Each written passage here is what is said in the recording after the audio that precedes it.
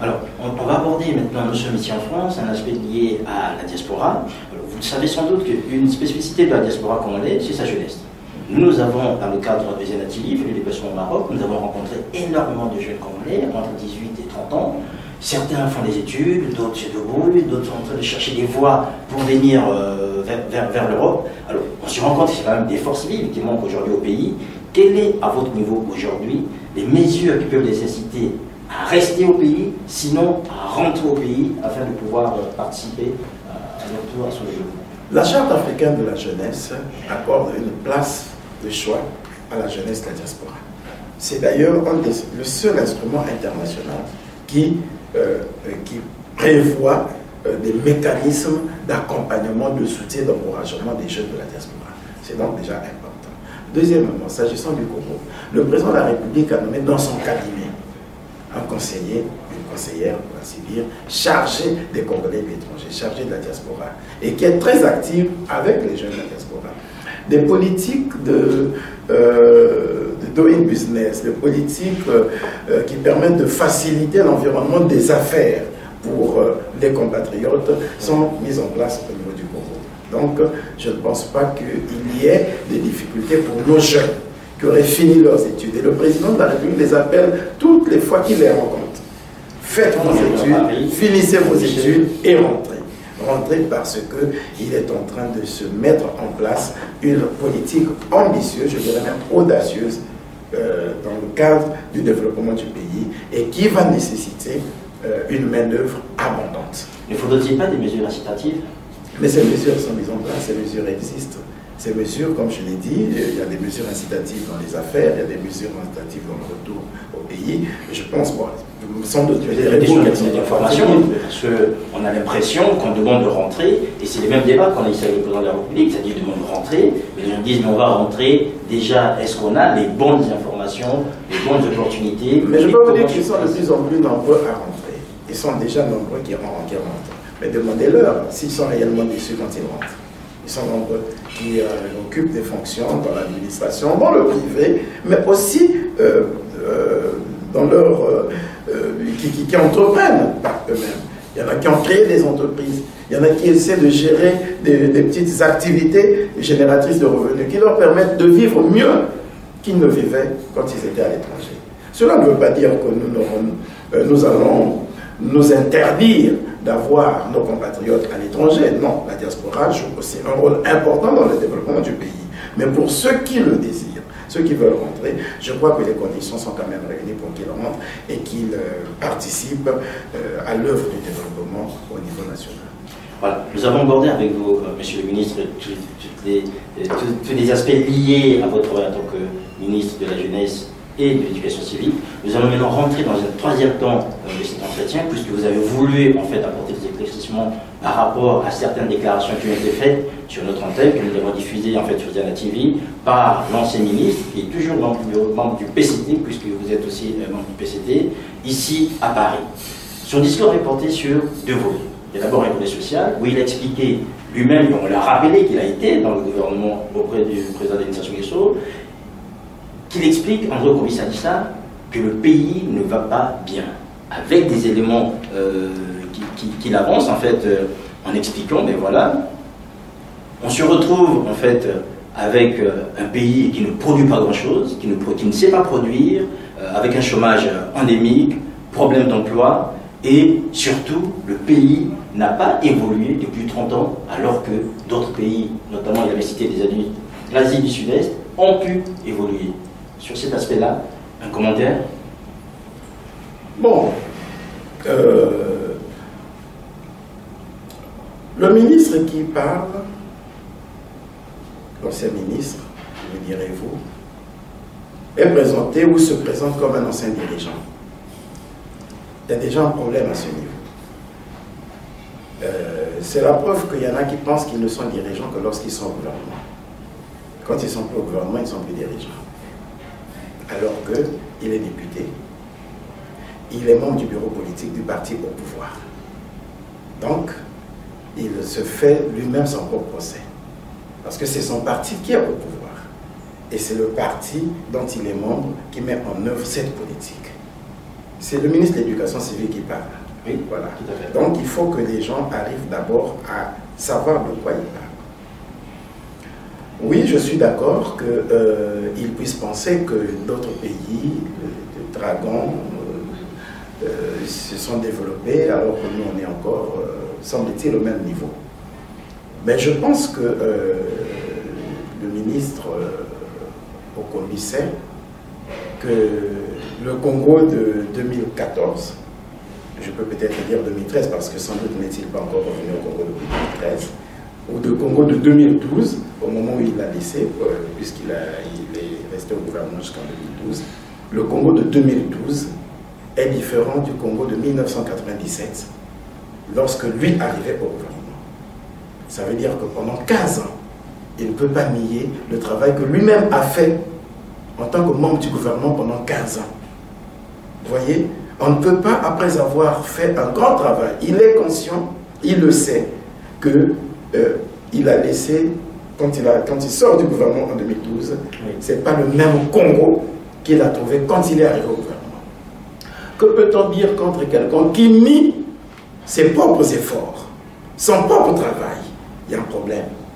Il y a déjà un problème. Il y a déjà un problème.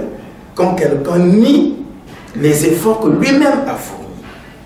Bon, maintenant, sans doute a-t-il oublié que en 2012, avant même qu'il ne quitte le gouvernement, que le gouvernement avait fait un projet de loi pour améliorer l'offre de sécurité sociale, qu'on avait créé un nouveau régime pour la famille et l'enfance en difficulté, qu'il y a la création, ça se passe après lui, bien entendu, et que même avant qu'il ne quitte, ou s'il avait déjà quitté, je crois que c'était avant, qu'il y avait une loi 10-2012, du 4 juillet 2012, voilà, il était donc encore au gouvernement, qui instituait le nouveau régime de sécurité sociale, le régime de la famille et de l'enfance en difficulté. Qu'après lui, pendant qu'il est député, il y a la loi qui crée la caisse de la famille. Et à partir de ce régime, on voit un grand travail de solidarité nationale, d'assistance sociale, de sécurité sociale qui se développe. Voilà. Voilà, il parlait du filet social. Donc, il a oublié qu'effectivement, il y a un travail ambitieux qui vient d'être pris, qui vient d'être engagé dans notre pays, dans ce cadre-là. Et que l'Assemblée venait d'adopter, encore une fois, il n'y a pas longtemps, la loi qui crée la nouvelle caisse de la famille. Et cette loi venait donc même d'être publiée. Je crois que c'est la loi 12-2014, de juin 2014. Il y a la loi qui doit être en voie de publication, qui crée la caisse de l'assurance maladie, la couverture universelle. On voit bien comment, malgré le fait que d'autres grandes puissances ont du mal à mettre en place cette couverture universelle, cette assurance maladie, que les pays qui l'avaient mise en place, comme la France, que ce système-là est presque en panne en ce moment, que c'est à ce moment-là que le Congo s'engage à mettre en œuvre une politique aussi ambitieuse, aussi audacieuse. Et ça, un dirigeant ne doit pas l'oublier. Sous quelque prétexte que ce soit, un dirigeant, celui qui gère le pays, qu'il soit de l'opposition, qu'il soit du pouvoir, il ne doit pas oublier ce travail important. Je ne reviendrai plus, s'agissant du filet social, des exemples que nous avons dans le pays, de l'accompagnement des familles, des transferts, de la monétarisation d'un certain nombre d'actions, des cantines scolaires. C'est ça le filet social en Afrique subsaharienne. Et tous ces programmes existent chez nous. Après, un dirigeant qui vient nous dire ici que ça n'existe pas, j'en souffre, j'en ai mal. Mais je respecte son point de vue. Mais est-ce que vous pensez qu'il se trompe d'adversaire? Je ne savais même pas déjà qu'il était dans une adversité.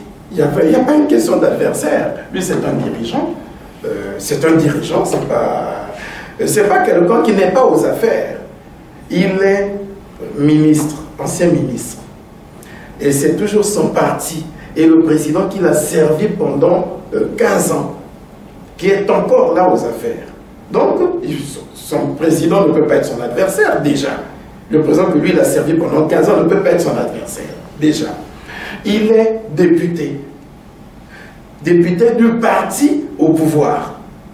Donc, il ne peut pas être adversaire du président du parti qui est au pouvoir, ni de ses collègues, de ses camarades du parti. Donc, ce n'est pas un adversaire. Il est membre du bureau politique du parti au pouvoir.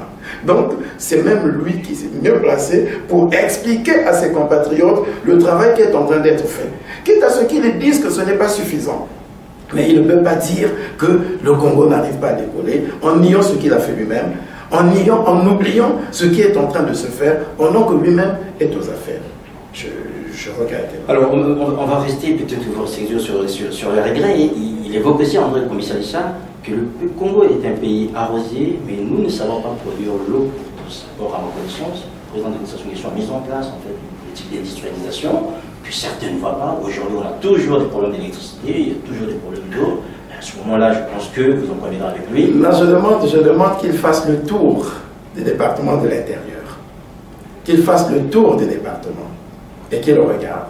Et que vous prenez votre téléphone, vous appeliez n'importe quel citoyen, n'importe lequel de vos compatriotes dans les localités de l'intérieur et posez-lui la question, que veut dire le programme Eau pour tous? C'est eux qui vous le diront. Non pas en théorisant, mais en vivant ce qu'ils sont en train de vivre en ce moment. Ils vous rappelleront ce qu'ils sont en train de vivre. Voilà. Je ne fais pas de commentaires. Je comprends effectivement que quand on voit ces choses de la diaspora, quand on voit ces choses de l'étranger, on ne peut pas imaginer ce qui se fait. Et je ne dis pas que nous avons atteint le top, non. Je voudrais simplement que vous preniez votre téléphone. Puisque maintenant, s'agissant de la communication par exemple, ce n'est plus nous qui demandons aux gens de nous appeler. Voilà, c'est de France maintenant où on demande aux Congolais d'appeler ici parce que la communication a été totalement démocratisée dans notre pays. Elle a été, je vous dirais même banalisée par les efforts fournis par le gouvernement de telle sorte que c'est plus facile d'appeler du Congo en France que d'appeler de la France au Congo. Il suffit simplement que vous demandiez à un compatriote de vous appeler pour vous dire c'est quoi ce programme Eau pour tous à Yanga, à Mvouti, à Mindouli, à Missafou, et ainsi de suite, ils vont vous le dire. Et la bonne distribution des richesses, pour l'instant, M. Okombi estime que les richesses aujourd'hui produites par le Congo, il a noté dans son discours beaucoup de paradoxes. Le Congo est un pays riche, le Congo est son pauvre. Je vous ai donné les politiques, je vous ai parlé des lois. C'est quoi? Est-ce qu'il y a un autre mécanisme de distribution de richesse que de mettre en place une politique de sécurité sociale qui garantit la solidarité nationale? Lorsque nous investissons bientôt dans l'assurance maladie, lorsque nous allons investir dans l'insertion professionnelle, vous pensez que c'est quoi? Dans l'insertion sociale des jeunes. Cette caisse, la famille, cette caisse, la nouvelle caisse qui vient d'être créée par la loi 1294 de juin 2014, présente bien des dispositifs qui nous permettent de prendre même en charge des enfants mineurs en rupture sociale, des jeunes en rupture familiale, et ainsi de suite, de les héberger, de les accompagner dans leur insertion sociale. Donc c'est une politique très ambitieuse, je suis encore en train de vous le dire, et ce n'est pas rien. Donc je ne vois pas quelle est l'autre manière de réaliser la solidarité nationale, de réaliser la distribution équitable des ressources, que par des politiques publiques comme celle-là. Il n'y a pas une autre façon. Le travail d'aménagement du territoire, le travail de municipalisation accélérée, la célébration tournante de la fête du 15 août, les grands travaux qui se font, c'est ça la politique de distribution des richesses. Le financement de l'enseignement public et privé. Lorsque nous disons que la césarienne est gratuite, que l'école est gratuite, ça veut dire que c'est l'État qui prend tout cela en charge au profit de l'ensemble de nos compatriotes. C'est ça, la distribution des richesses. Ce qui est paradoxal, si vous me permettez, c'est que on lit tout ça, vous le dites aujourd'hui, mais quand vous allez voir, vous interrogez les gens dans la rue, je reviens sur ces ressentis, on a toujours l'impression, notamment sur les questionnaires césariennes, qu'il n'y a toujours rien, alors qu'on sait que les traitements de palu pour les enfants de 15 ans sont gratuits, mais le ressenti est toujours le même. Parce qu'au centre de cela, oui, c'est l'homme, c'est nous. Voilà. Parce que ceux qui sont dans ces hôpitaux, ceux qui font payer la césarienne aux pauvres mamans, ceux qui font payer les produits dont le président a dit que ces produits sont gratuits, ces services sont gratuits, ceux qui les font payer, ce n'est pas des gens venus de Mars, ce n'est pas des gens venus d'autres pays, c'est nous les Congolais, c'est nos oncles, c'est nos frères, c'est nos épouses, c'est nos enfants, c'est nos tantes. Voilà. Donc il y a un problème de conscience citoyenne. Et d'où je me sens interpellé. Oui, voilà. C'est cette lutte que nous menons contre les antivaleurs. Ces gens qui se livrent à la concussion, qui se permettent d'exiger ce qui n'est pas dû pour rendre un service. C'est ça, c'est ce travail que nous devons faire, continuer à faire. Éduquer les Congolais, les éduquer pour qu'ils ne continuent pas dans ces actes inciviques de corruption, de concussion, qu'ils sachent que ce qu'on a dit que c'est gratuit doit être gratuit, qu'ils ne se mettent pas à extorquer les fonds des autres, à escroquer les autres. C'est non, c'est pas un déficit des politiques publiques. Les ressources sont mobilisées pour. Les ressources sont mobilisées pour. Maintenant, puisque nous avons cultivé une sorte de kleptomanie qui fait qu'on ne peut pas laisser passer quelque chose, il faut toujours qu'on puisse prendre, on puisse voler, on puisse profiter de tout. Bon, ça c'est nous, c'est les Congolais. C'est pas le président de la République, c'est même pas les ministres.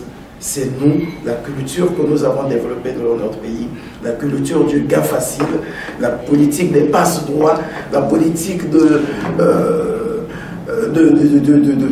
vouloir profiter de tout. C'est ça qui fait que, effectivement, toutes ces politiques ambitieuses que nous mettons en place marquent le pas, traînent dans leur mise en œuvre. C'est un travail d'éducation, c'est un travail d'élévation de la conscience. Et nous comptons sur tous les Congolais pour qu'on arrive à régler ce problème de crise de valeur, de crise de conscience dans notre pays. Alors, on en est bien conscient, vous soulevez le problème. Monsieur le hic, c'est qu'une fois qu'on est victime, qu'est-ce qu'on a comme recours en fait? Mais déjà la dénonciation. Ça aussi, c'est un travail d'éducation que nous sommes en train de faire, ou que nous devons intensifier. La dénonciation. Lorsque la maman s'est fait extorquer des fonds quelque part ou s'est fait payer un service, la seule chose qu'on lui demande, c'est de retrouver le nom de ce fonctionnaire véreux qui lui a fait payer le service qui pourtant devrait être gratuit, qu'il trouve même le nom et qu'il fasse la dénonciation devant le procureur de la République, devant le procureur de la République, devant les services compétents, devant le chef de service de ce fonctionnaire, même en se servant de l'anonymat. Il peut simplement dire, moi à telle date, j'ai été interpellé par tel cadre. Le directeur ou le chef de la police ou le chef de service là, doit savoir à cette heure-là, ce jour-là, quel est le fonctionnaire qui était à tel poste. Et à partir de ce moment commenceront les interpellations. C'est une grande mécanique à mettre en place pour qu'on arrive à bout de ces comportements.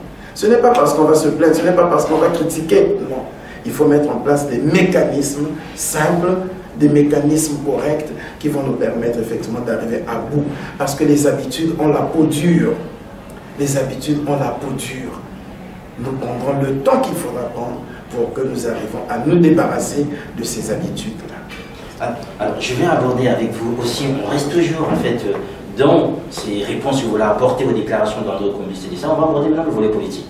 Monsieur le commissaire qui est membre du PCT, il a reconnu, il nous a bien déclaré qu'il ne quittera pas le PCT. Pour l'instant, il est au PCT.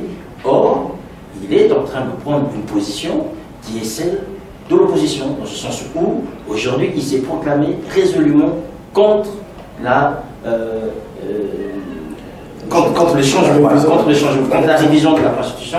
Et à ce moment-là, je ne sais pas, vous, au niveau du PCT, Pierre, on nous a dit que le débat n'est pas encore sur la table, tant plus que le bureau politique est en train de se réunir pour en statuer. Vous, en tant que juriste, est-ce que vous pensez que le problème est bien posé? Je respecte l'opinion du ministre Kokomi Salissa. Et ça vous donne là la preuve que le PCT est un parti ouvert, est un parti d'idées, est un parti d'une diversité d'opinions. Et nous ne pouvons pas interdire à un camarade du parti d'exprimer son point de vue. Je ne dis pas d'avoir un point de vue contraire, parce que le Parti communiste du travail n'a pas encore un point de vue sur la question. C'est vrai. Donc je ne pense pas que le point de vue du camarade Okomi Salissa, du ministre Okomi Salissa, soit un point de vue contraire à l'opinion du parti. Non. Il a intercepté le débat, comme tous les Congolais, comme toutes les personnes qui se sentent concernées. Je peux vous dire, moi j'avais une séance de travail avec un élu ici en France, le maire de Saint-Omer. Nous étions en train de parler d'autre chose. On parlait de la jeunesse. Mais il m'interpelle sur la question. Lui qui n'est pas congolais. A fortiori, M. Okomi Salissa qui est congolais. Vous voyez? Qui sait, qui suit notre chaîne de télévision tous les jours. Qui voit qu'il y a un débat qui est né ou qui a cours dans le pays. Il peut dire, moi, militant du Parti congolais du travail, collaborateur du président Sassou Nguesso, je ne suis pas pour la révision de la Constitution. Encore, qu'il ne sait même pas encore sur quoi devrait porter cette révision. Il dit simplement, je ne suis pas pour. C'est un point de vue. Et un point de vue que nous respectons. Lorsque le problème se posera le moment venu, et au niveau du parti, la question sera posée, lui dira, moi j'avais déjà pris le soin de dire que je ne suis pas favorable à une révision de la Constitution pour des raisons qu'il trouvera objectives et il les présentera. Donc pour le moment, son point de vue, qui est un point de vue personnel, mérite que nous puissions le respecter et ne peut appeler aucun commentaire. Ce que je déplore par contre, c'est lorsqu'il fait un mélange des genres. Lorsqu'il dit, au moment où nous parlons des problèmes de société, de filet social, et ainsi de suite, on nous divertit. Voilà, par diversion de la part du gouvernement. Voilà, ce n'est de l'enfumage. Déjà ce n'est pas le gouvernement, qui a posé ce problème. Le ministre Okomi Salissa sait bien que si c'est le gouvernement, la question aurait pu être traitée en Conseil de ministres. Le Conseil de ministres ne s'est jamais prononcé sur ce problème. Non, ce n'est pas le gouvernement. Le président de la République a été surpris, comme nous tous, des interventions, je ne parlerai même pas d'interpellation, des interventions des cadres, des citoyens, pendant ces rencontres citoyennes. Non, nous savons tous comment ce problème est arrivé sur la place publique. Voilà. Donc, on ne peut pas dire. Et même, on ne peut pas dire que parce que on est engagé dans un programme économique et social de grande envergure, qu'on doit s'interdire de parler des problèmes politiques. Enfin, mais lui, il estime que c'est un faux fuyant, en fait. Mais ça peut pas juste pour ne pas... Il n'y a pas un temps pour parler d'économie, un temps pour parler de social et un temps pour parler de politique. La preuve, lui-même, il le disait, il n'y a pas un temps pour ça. Mais c'est la gestion de la société, c'est tout ça. La gestion de la société, c'est la culture, c'est le social, c'est l'économie, c'est l'éducation, c'est la politique, ainsi de suite. C'est la démocratie, c'est la vie du parti, du pluralisme. C'est ça, la vie de la démocratie. C'est ça, la gestion de la société. Donc, personne n'a détourné l'attention du peuple d'un problème pour un autre. C'est un peu ces raccourcis-là que moi, je ne supporte pas. Voilà. Qu'il ait son point de vue, il n'y a pas de problème. Mais qu'il dise que pendant qu'on attend qu'on nous parle de ceci, mais nous le faisons mieux. La preuve, je vous ai dit que la loi sur l'assurance maladie, la loi sur qui crée la caisse, ça venait d'être adopté en juin 2014. Donc, le débat sur la révision au nom de la Constitution n'empêche pas le gouvernement de travailler. Le président est engagé. C'est pour cette raison d'ailleurs qu'il n'en parle même pas. Il écoute, oui, c'est un président de la République, il écoute ce que les gens lui disent. Nous sommes gouvernement, nous écoutons ce que les gens disent. Nous sommes un parti au pouvoir, nous écoutons ce que les gens peuvent dire. Mais ça ne nous empêche pas de travailler. Nous travaillons, nous sommes tous les jours là en train de travailler. Oui. Et par rapport à ce travail, en fait, j'aimerais juste que vous nous commentiez en fait cette assertion hein, qui est la sienne. Pour la première fois dans l'histoire du monde, un débat intellectuel sur une loi commence dans les villages, chez les chasseurs, chez les pêcheurs et chez les cultivateurs. Tel que c'est parti, bientôt, les sages, les mamans, les pilotes. Bon. C'est dédaigneux pour vous? Les pêcheurs, oui. Les cultivateurs, les paysans, c'est ça le peuple. Tout ça, c'est le peuple. Voilà. À moins de dire qu'eux, ils n'ont pas droit de participation à la gestion de la cité. On parle d'un débat intellectuel. Un débat intellectuel. Alors que les intellectuels se retrouvent. Les peuples, mais c'est les intellectuels qui doivent cadrer le débat. Le peuple dit, nous avons voté une constitution en 2002. Nous voulons que nous puissions revoir cette constitution. Pour des raisons qui leur sont propres. Pertinentes ou non pas pertinentes du tout. Fantaisistes, ils disent nous. Peut-être qu'ils n'ont fait qu'exprimer leur passion. Ils disent nous voulons. Ok, ça ne vous empêche pas, vous, intellectuels. S'il se définit maintenant dans le champ intellectuel, il n'est plus politique. S'il pense que c'est un débat intellectuel, bon, ok, les intellectuels se retrouvent et ils donnent une réponse au peuple. Ce n'est pas compliqué. Cette question, j'insiste, et je le dis même au pays, que je veux que le débat soit dépassionné. Je veux que le débat soit dédramatisé. Et justement, c'est des interprétations comme ça qui contribuent à passionner, à faire de ça un drame, alors que c'est un débat normal. Quand quelqu'un exclut les paysans, les artisans, mais attends, mais lesquels font l'économie de notre pays? Mais c'est bien ces paysans. Lesquels font? Mais c'est bien vers ces paysans que nous allons lorsque nous voulons être élus. Je peux vous dire que le président Kombi Salissa est un élu du district de Lekana, le ministre Kombi Salissa. Il est élu du district de Lekana. Là-bas, il a qui?